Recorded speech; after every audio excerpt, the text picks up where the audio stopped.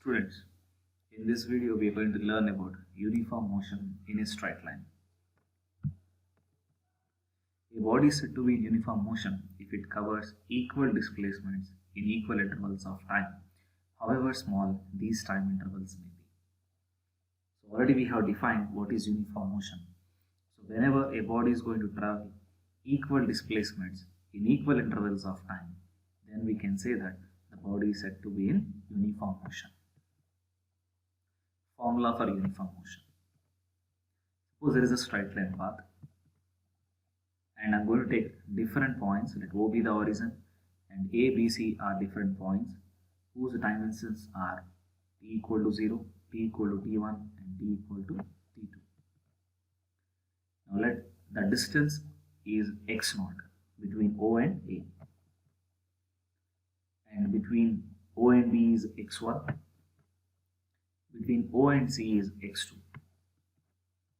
Suppose the origin of the position axis is point O and the origin for time measurement is taken as the instant when object is at point A, such that OA is equal to x0. That means here the position axis and the time axis are different.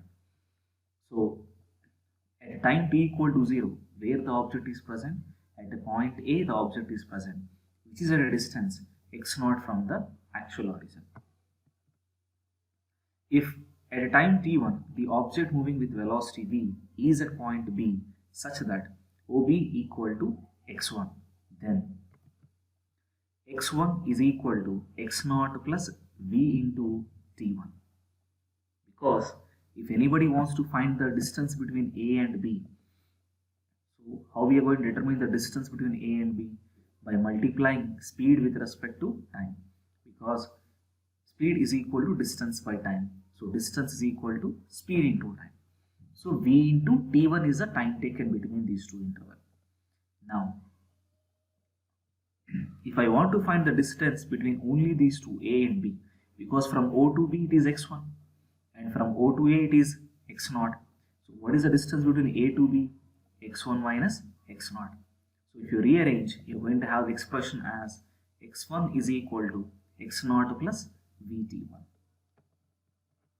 Similarly, if at time t2 the object is at point C such that OC is equal to x2. Now x2 is equal to x0 plus v into t2, because the time interval between A and C is a t2 and O to A is x0, O to C is x2. So what is the difference between A and C? x2 minus x0. So as it is traveling with same speed and the time interval is t2, the distance between A and C is taken as v into t2. So if you rearrange, you're going to have x2 is equal to x0 plus v into t2. From equations 1 and 2, we can simply say that x2 minus x1 is equal to v into t2 minus t1, and v equal to x2 minus x1 by t2 minus t1. Change in position by change in time. The following points are true for uniform motion. Generally, the displacement may or may not be equal to actual distance covered by an object. However, when uniform motion takes place along a straight line in a given direction, the magnitude of displacement is equal to the actual distance covered by the object. We have already studied about the relation between distance and displacement. Distance is always greater than or equal to displacement. When distance and displacement are equal along straight line path, the velocity of uniform motion is the same for different choices of t1 and t2. Even though you're going to take different choice for time intervals, velocity will remain the same. The velocity of uniform motion is not affected due to the shift of the origin, which we already studied in the previous videos. The positive value of velocity means object is moving towards the right of the origin, while the negative velocity means the motion is towards the left of the origin. For an object to be in uniform motion, no cause or effort, that is, no force is required. For a body to stay at rest or to move with uniform motion, there is no need of force. Whenever there is force, definitely there is change in velocity. Then there is acceleration.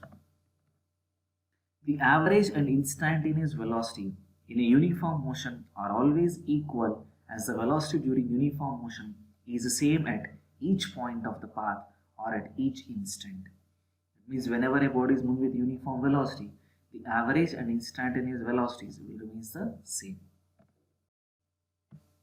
Position time graph for uniform motion.